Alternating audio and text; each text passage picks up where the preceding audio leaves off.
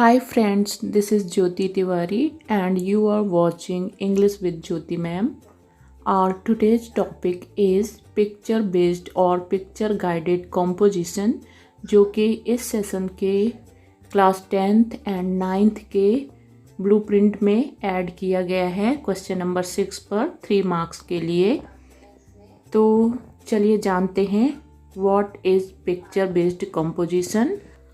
हमारे आज की वीडियो में आप सीखने वाले हैं what is picture based composition and types of picture guided और based compositions, the step to writing picture guided compositions and points that needs to be kept in mind while writing picture guided compositions, and what are the parts of the picture guided composition, and you will see the example, and at the end I will give you exercise to do. So let's see what is picture guided or picture based composition. Picture based composition is a composition that is written on the basis of a given picture in order to describe it. Picture based composition एक ऐसा लेख होता है जो कि question में दी गई picture या चित्र पर आधारित होता है। मीन्स क्वेश्चन में जो पिक्चर या चित्र दिया हुआ होता है उसको देखकर हमको उसके बारे में सेंटेंसेस लिखने होते हैं। It is a composition in which a student is asked to describe a picture given or to make a story out of it or to express and elaborate upon the thoughts and feelings suggested by the given picture. इस प्रकार की writing में student को उस picture के बारे में वर्णन करना होता है, या तो उस पर स्टोरी लिखनी होती है या फिर उसे अपने थॉट्स एक्सप्रेस करने होते हैं, और या तो उस पिक्चर में जो फैक्ट्स दिए हुए हैं उन फैक्ट्स को लिखना होता है। तो इस प्रकार से हम देख सकते हैं कि पिक्चर बेस्ड कंपोजिशन को 4 टाइप्स में बांटा गया है। ये टाइप्स हैं descriptive, narrative, expositive and argumentative. इस प्रकार जैसा कि नाम से पता चल रहा है, पिक्चर बेस्ड कंपोजिशन 4 प्रकार के होते हैं, जिसमें डिस्क्रिप्टिव कंपोजिशन का मतलब होता है descriptive composition describes an object, person, process और इवेंट। इस प्रकार के कंपोजिशन में स्टूडेंट को उस पिक्चर को डिस्क्राइब मतलब वर्णन करना होता है, उसमें जो ऑब्जेक्ट दिए होते हैं, जो व्यक्ति दिए होते हैं, या फिर उसमें जो भी इवेंट दिए होते हैं। Narrative composition is another type of composition. In this type of composition, the writer tells a story from his point of view or personal experience. Narrative composition में राइटर को स्टोरी लिखनी होती है in his own point of view and personal experience. ये उसके स्वयं के अनुभव पर आधारित होता है और इसमें लेखक कहानी लिखता है अपने अनुभव और अपने दृष्टिकोण के आधार पर। Another types of composition is expository composition. An expository composition is a writing that exposes facts. It is writing that explains and educates its reader rather than entertaining or attempting to persuade them.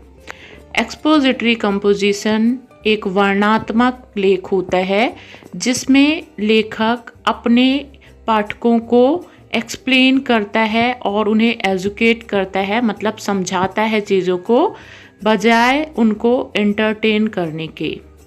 Means यह fact पर आधारित होता है। Another type of composition is argumentative composition. The argumentative composition is a genre of writing that requires the student to investigate a topic, collect, generate, and evaluate evidence, and establish a position on the topic in a concise manner. Argumentative composition एक तार्किक रचना को कहा जाता है जिसके अंतर्गत students topic को investigate करते हैं, फिर उससे रिलेटेड आइडियाज़ को कलेक्ट करते हैं, जनरेट करते हैं और एविडेंस के आधार पे अपने टॉपिक को संक्षिप्त में लिखते हैं। Now see what are the steps one should follow while writing picture based composition। Picture based composition लिखते समय हमें कौन कौन से स्टेप्स फॉलो करना चाहिए। First of all we should observe the image carefully. सबसे पहले हमें उस इमेज को, पिक्चर को बहुत ही केयरफुली ऑब्जर्व करना चाहिए। इसके लिए हम WH टेक्निक का प्रयोग कर सकते हैं। WH टेक्निक मीन्स हम उस पिक्चर पर बेस्ड क्वेश्चंस खुद से पूछें कि वह पिक्चर क्या है, किसके बारे में है, कहाँ की है, और उसके जो आंसर मिले उन आंसर्स के बेस पर हम अपनी एक आउटलाइन तैयार कर लेते हैं। आफ्टर दैट हम जो भी आंसर्स आउटलाइन में लिखते हैं उनको एक प्रॉपर सीक्वेंस में अरेंज कर लेते हैं, और जब हम एक प्रॉपर सीक्वेंस में अपने आंसर्स को अरेंज कर लेते हैं, सबसे लास्ट में फिर हम उस कॉम्पोजिशन को एक सुटेबल टाइटल देते हैं। तो जो भी पॉइंट्स अभी हमने बताए उनको और अच्छे से समझ लीजिए। Firstly observe the picture carefully. For this we can use WH techniques, means हमको क्वेश्चंस पूछने हैं। Then note down all the answers to the question that you have asked and prepare outline on the basis of your writing. आपने जो भी answers लिखे उनके आधार पर अपनी एक आउटलाइन तैयार कर लेनी है। मीन्स हमको अपनी पिक्चर बेस्ड कंपोजिशन की एक रूपरेखा बना लेनी है कि हमको कौन कौन से पॉइंट्स लिखने हैं।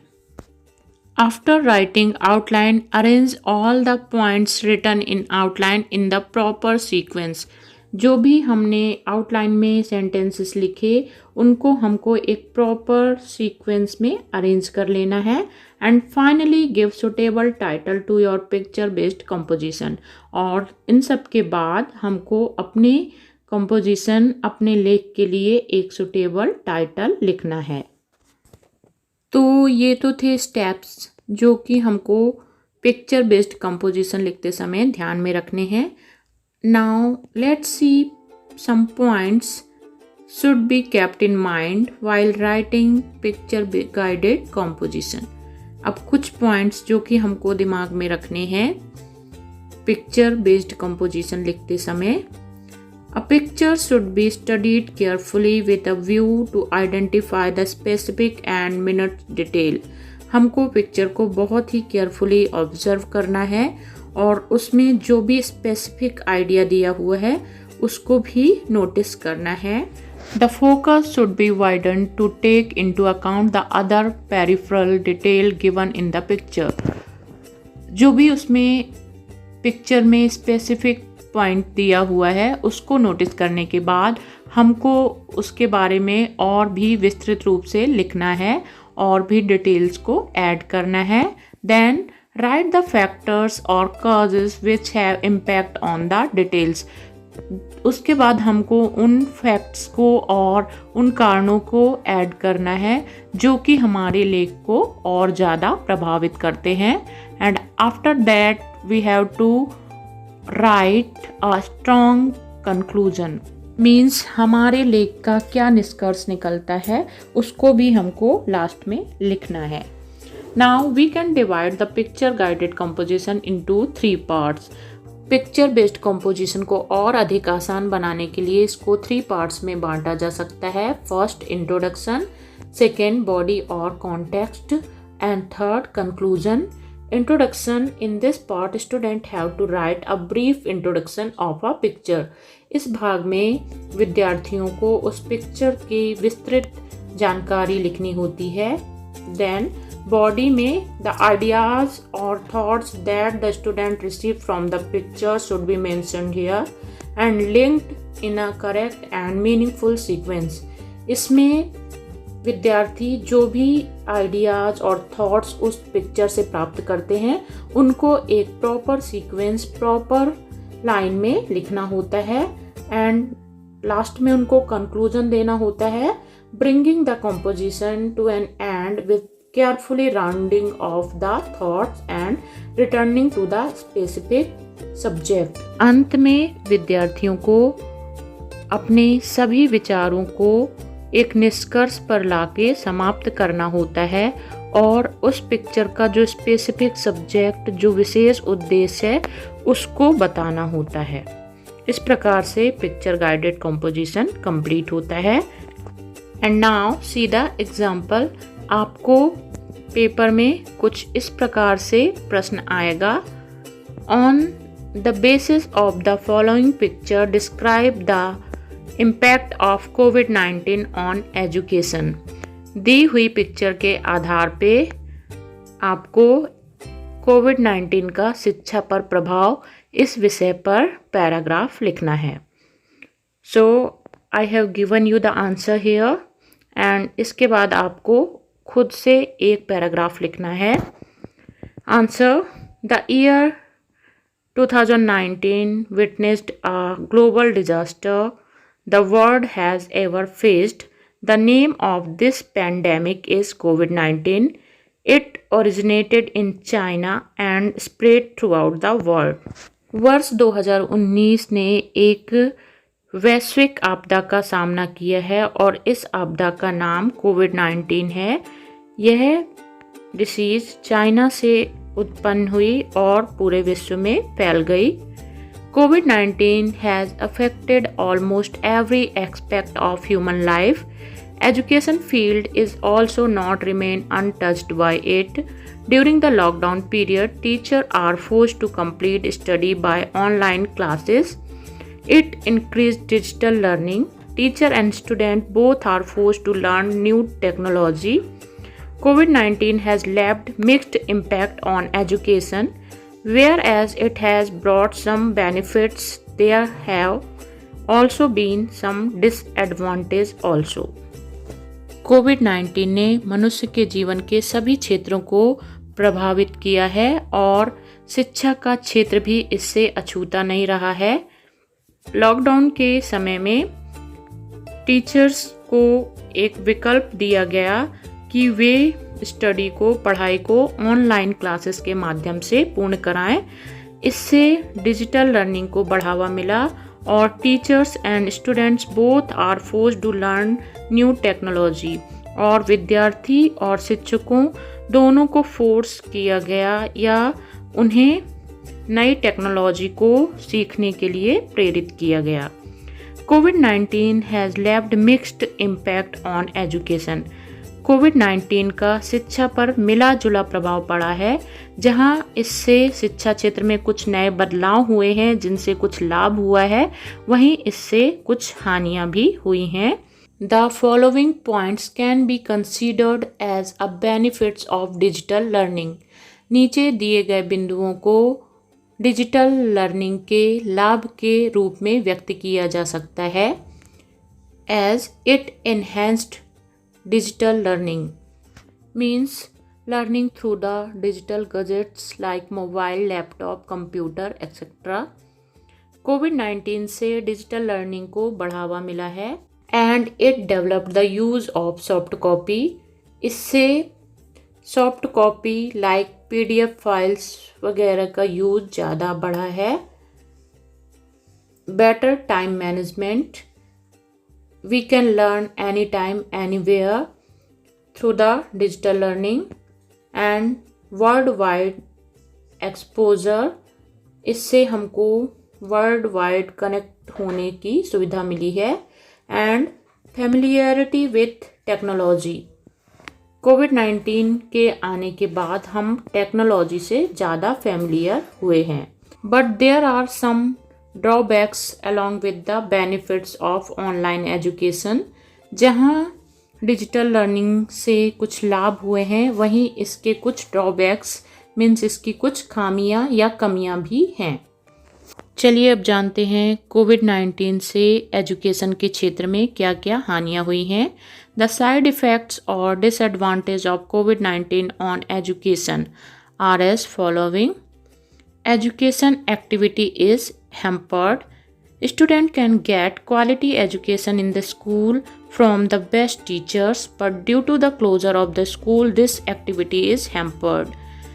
Student क्वालिटी एजुकेशन को स्कूल में टीचर्स के माध्यम से प्राप्त कर सकते थे, बट स्कूल्स बंद होने के कारण जो स्कूल बेस्ड एक्टिविटीज़ थी और जो क्वालिटी एजुकेशन उनको मिलना था वह बाधित हुआ है. The next bad impact of covid on education is unpreparedness of teachers and students. In India, there are mostly teachers and students are not prepared themselves to adopt new technology. Bharat में अधिकांश विद्यार्थी साथ ही शिक्षक कोविड-19 के कारण जो डिजिटल लर्निंग की नई टेक्नोलॉजी आई है उसको अपनाने के लिए अभी पूरी तरह से तैयार नहीं थे. Lack of facility create differences among the rich and poor students.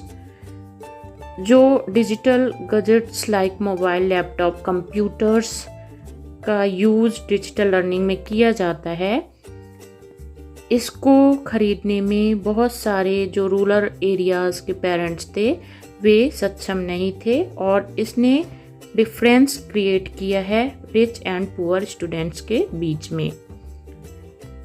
Excessive use of digital gadgets is causing many health problems among the people.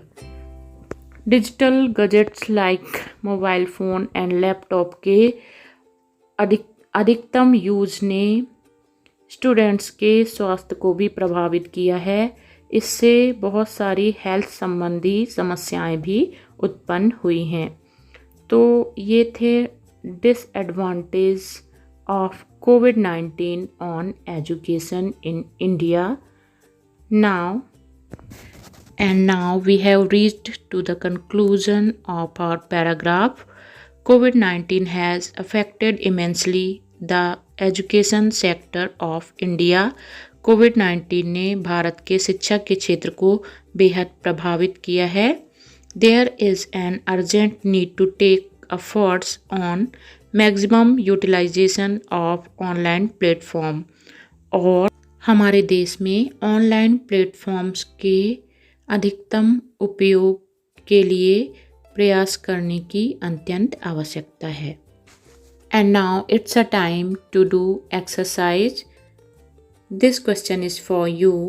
On the basis of given picture, write a paragraph on to make Clean India or Clean India campaign. आपको इस picture को देखकर clean India या clean India campaign के ऊपर एक paragraph लिखना है और आपको लिखते बना या नहीं इसके बारे में आप हमारे वीडियो के कमेंट बॉक्स में ज़रूर लिखिएगा. Keep on watching English with Jyoti ma'am. Thanks for watching this video. Have a good day.